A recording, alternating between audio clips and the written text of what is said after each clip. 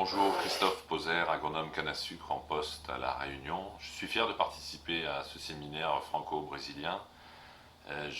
Hélas, je ne pourrai être présent parmi vous pour des raisons personnelles, mais voici une présentation du projet CIPECAR de canne fibre à La Réunion.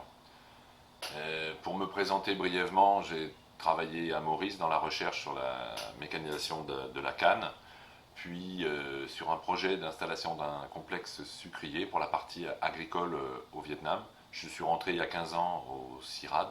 Ensuite, j'ai travaillé sur la rotation canne-banane en Guadeloupe, puis à La Réunion sur la canne et l'environnement, plus récemment sur des problématiques d'adaptation de nouvelles variétés aux températures plus fraîches des hauts, et enfin, entre autres récemment, sur un projet de canne fibre dont je vais vous parler.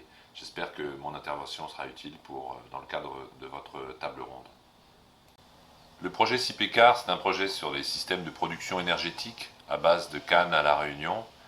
C'est un projet qui a duré 2 ans, de mi-2013 à mi-2015, coordonné par l'unité de recherche AIDA, agroécologie et intensification durable des cultures annuelles, un projet que j'ai coordonné, financé par l'Europe et le CIRAD, en partenariat Aircan, le créateur de variétés, Quadrant, un industriel, et l'INRA. Sur la photo, vous pouvez observer la station du CIRAD de Lamar, qui se situe sur Saint-Denis, capitale de La Réunion.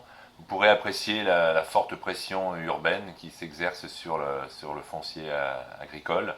Et au milieu de la photo, vous voyez une des parcelles d'expérimentation en fleurs. L'objectif de ce projet de recherche, c'est d'évaluer pour un territoire la pertinence et la faisabilité de production énergétique à base de canne. Il s'agit d'acquérir des connaissances pour étudier les cannes fibres, des cannes qui sont à vocation énergétique, destinées à être récoltées entières. On ne récolte pas le sommet de la canne, comme dans une filière canne à sucre.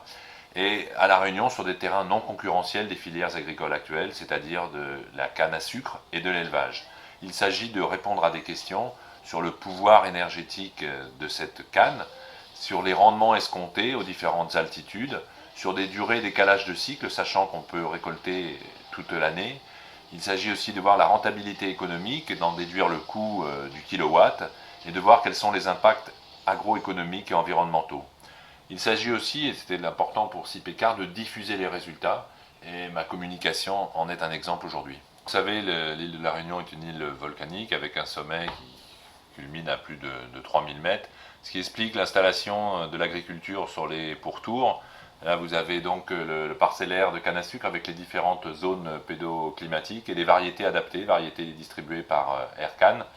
La superficie sous canne est de 25 000 hectares, ce qui représente plus de la moitié de la surface agricole, répartie sur 2 bassins sucriers avec 2 usines, une pour le nord et une pour le sud, celle du Gol, et 2 usines avec une centrale thermique attenante pour produire de l'électricité à partir de bagasse. Cette électricité représente 9% de la production énergétique de l'île.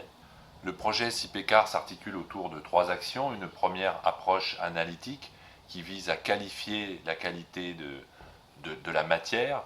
Ça se passe surtout en laboratoire pour évaluer les pouvoirs calorifiques inférieurs de la matière, c'est-à-dire la quantité d'énergie que l'on peut extraire de la canne telle qu'elle est plantée. Une deuxième approche, c'est l'approche agronomique.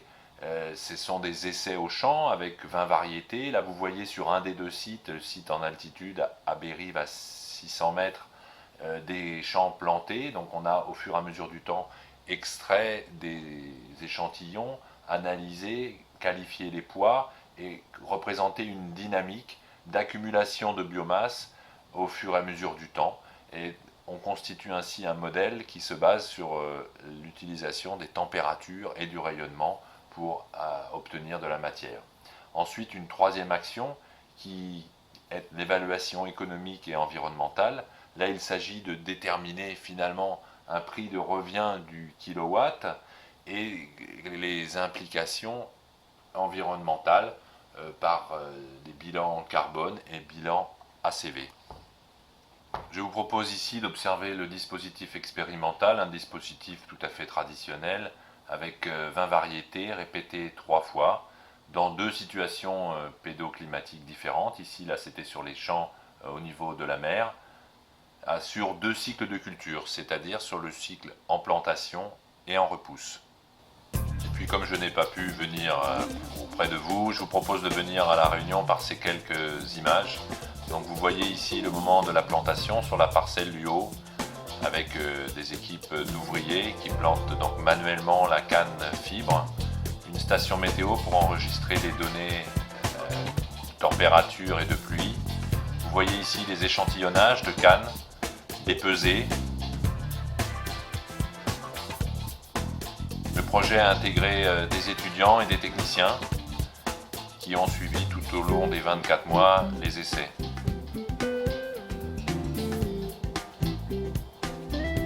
Là, vous avez le terrain d'expérimentation dans les hauts, dans les bas. Des échantillonnages qui se sont faits tous les 2 mois et une récolte mécanisée et pesée. Là, vous voyez une machine originale qui a été conçue à La Réunion. Là, il s'agit du système de pesée avec peson monté sur le tracteur. Les poids sont relevés. Et puis le chargement, toujours sur des parcelles expérimentales. Donc le chargeur adapté ici, beaucoup utilisé à La Réunion car adapté aux pentes. Pour la partie laboratoire, beaucoup de manipulation aussi, avec un broyeur qui permet de broyer l'ensemble de la canne et d'utiliser cette pulpe dans un NIRS, c'est-à-dire un appareil qui travaille aux poches infrarouges en spectroscopie. L'intérêt pour nous, c'était de pouvoir qualifier en un temps limité des analyses qui devraient normalement être beaucoup plus longues en laboratoire. Dans un premier temps, nous avons fait les 2 analyses en parallèle et sur l'ensemble de nos échantillons.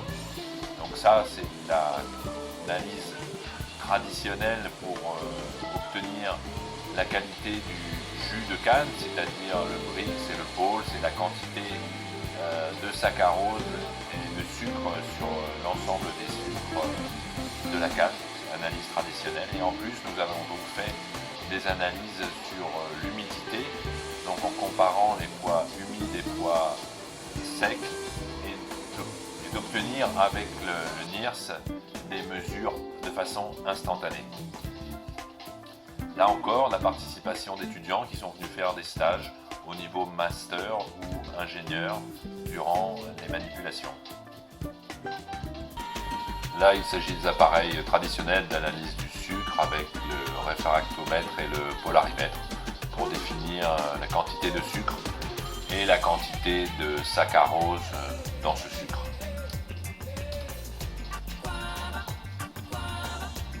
Nous avons donc des cannes qui sont beaucoup moins sucrées que des cannes à sucre normal. Là, vous observez les études et quelques visions des champs. Ce sont des cannes qui sont un peu plus hautes que les cannes à sucre, qui ont une attitude beaucoup plus herbacée. Voyons les compartiments de la canne fibre dont je vous parle.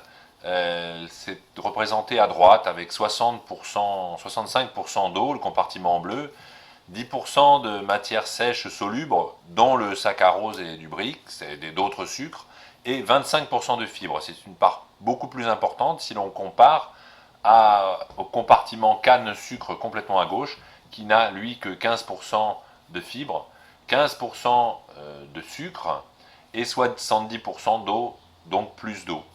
Entre les deux, nous avons des cannes mixtes qui sont utilisées à La Réunion, qui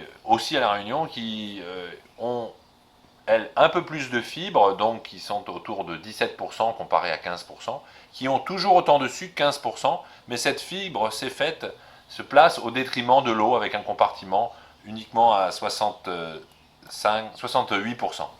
Ces cannes mixtes qui sont utilisées à La Réunion vont faire l'avantage de produire toujours autant de sucre dans une filière qui fonctionne et où le sucre est rentable, et produire plus de bagasse, de fibres, qui est utilisée donc pour l'électricité.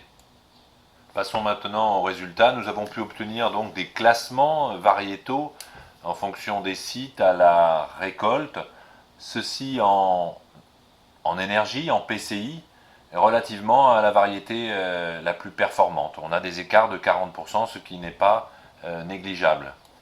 Pour ce qui est du modèle de prévision agronomique, nous avons des résultats tout à fait satisfaisants avec un modèle qui, en fonction des températures et du rayonnement, nous donne les biomasses sèches accumulées au cours du temps pour les différentes variétés et sur les différents sites.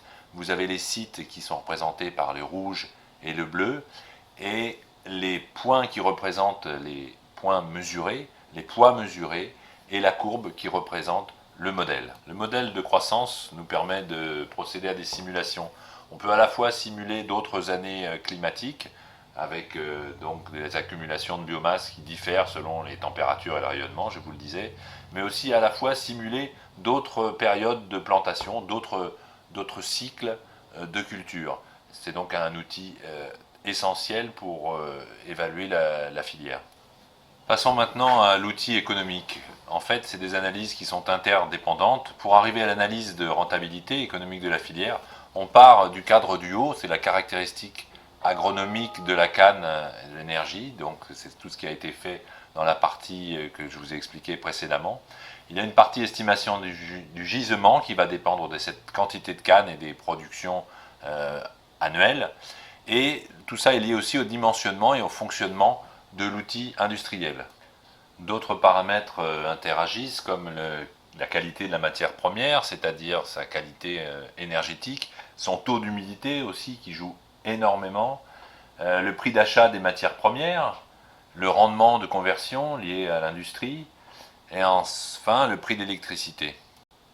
C'est une fois que tous ces facteurs et ces paramètres sont positionnés, dimensionnés, que l'on peut évaluer les impacts environnementaux. L'objectif est bien d'intégrer les éléments préalablement obtenus pour construire des outils d'analyse économique et environnementale pour la filière.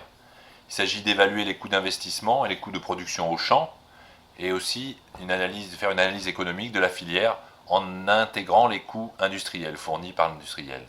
Il s'agit enfin de réaliser un bilan environnemental du type ACV. Pour cela, avec l'aide d'un industriel, nous nous sommes appuyés sur deux scénarios de 5 et 10 MW. Passons maintenant au résultat de ce que peut nous fournir cet outil. Vous avez devant vous un graphique où, en ordonnée, vous avez le trait noir qui symbolise le taux de rentabilité interne de l'industriel. Là, nous l'avons fixé à 9%. Les courbes colorées correspondent au rendement de canne obtenu par an et par hectare. Il varie de 100 tonnes hectare à 160 tonnes hectare, ce qui est dans le domaine du plausible par rapport à ce que nous avons obtenu en expérimentation. Là, nous sommes sur une usine de 5 MW, 5 MW avec 15% d'apport complémentaire et une industrie que l'on suppose être subventionnée à 50%. Là encore, le taux de subvention peut varier. Enfin, grâce à ce graphique, nous obtenons une fourchette de prix d'achat de l'électricité, là qui est compris entre un peu moins de 210 € jusqu'à 230 € le mégawattheure. L'outil économique que nous avons créé, qui s'appelle Rifcan, nous fournit ce type de graphique, mais également pour des centrales thermiques comme celle-ci de 5 MW, nous donne les surfaces correspondantes de cannes implantées. Là, avec des rendements de 160 tonnes par hectare, le trait rouge, il faudrait 700 hectares. Et pour un rendement de 100 tonnes hectares, il faudrait 1120 hectares. 5 MW, cela correspond à la fourniture en électricité, en tout cas à La Réunion, de 11 200 foyers. Une autre sortie de l'outil, c'est par exemple pour un scénario, le bilan énergétique de la filière. Là, par exemple, nous avons, pour une unité de 5 MW, des consommations qu'on pourrait dire intermédiaires de 33 à 40%. Pour produire 100, on a une consommation intermédiaire de 30 à 40%.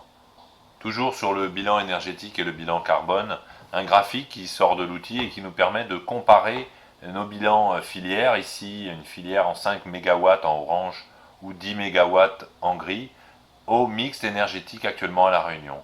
En passant par ces filières de canne fibre, où l'on brûle l'ensemble de la canne, je vous le disais, on économise 50 à 60% d'énergie. Enfin, l'ultime sortie que je vous présenterai, c'est l'analyse environnementale des premiers résultats ACV. C'est par poste, donc, la contribution sous forme de consommation ou d'émissions aux différents facteurs qui sont listés en abscisse. Voilà, j'espère ne pas avoir été trop long. Sur un projet de 2 ans de recherche, eh bien, nous avons pu acquérir des connaissances, appréhender des mécanismes, réaliser des outils qui permettent d'aider à la décision, peut-être même d'aider à la négociation, c'est ce que l'on espère peut-être. Ici, à La Réunion, le contexte de DOM est un peu particulier puisque l'avenir du sucre est garanti en quelque sorte par des compensations du gouvernement obtenues avec l'autorisation de l'Europe, mais dans le cadre du libre marché du sucre, sur d'autres territoires, la canne fibre peut avoir un enjeu important et procurer de l'électricité dans des coins plus isolés. Bon, il est certain pour l'instant que le meilleur moyen, c'est de valoriser à la fois la canne pour le sucre et l'énergie, ce dans des territoires, dans des endroits où il est possible d'avoir des industries sucrières suffisamment grosses. On parle d'unités maintenant d'un minimum de 10 000 tonnes par jour, et au Brésil, vous avez des unités bien plus grandes. Et sinon, sur des territoires isolés ou des territoires qui n'ont pas la taille suffisante, je pense à des milieux insulaires ou des villages africains, eh bien, la canne fibre pourrait être une solution pour obtenir de l'énergie. Voilà, mon intervention s'arrête ici. Je vous remercie de votre attention. N'hésitez pas à poser des questions à mon collègue Jean-Luc Battini, directeur régional du CIRAD au Brésil, qui se fera un plaisir d'y répondre, sinon de me les transmettre. Je vous remercie. À bientôt.